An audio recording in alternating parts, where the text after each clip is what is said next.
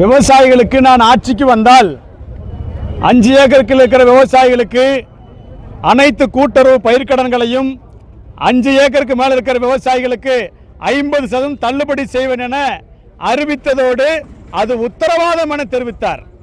விவசாயிகள் வாக்களித்தோம், ஆட்சிக்கு வந்தார், பாராட்டினோம், வாழ்த்தினோம்.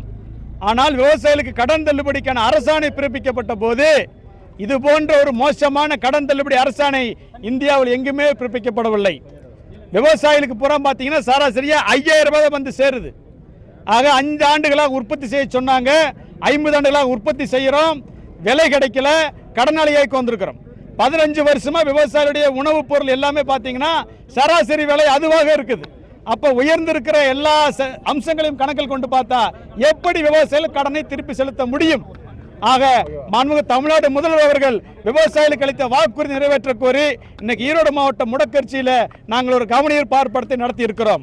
வருகிற ஜூன் 22 முதல் கோரிக்கை நிறைவேறும் வரை 30 மாவட்டங்களிலும் விவசாயிகளாக நாங்கள் காலவரையற்ற உண்ணாவிரத போராட்டத்தில் ஈடுபட இருக்கிறோம் என்பதை இந்த போராட்டத்தின் வாயிலாக தமிழ் அரசுக்கு நாங்கள் தெரிவித்துக் கொள்கிறோம்.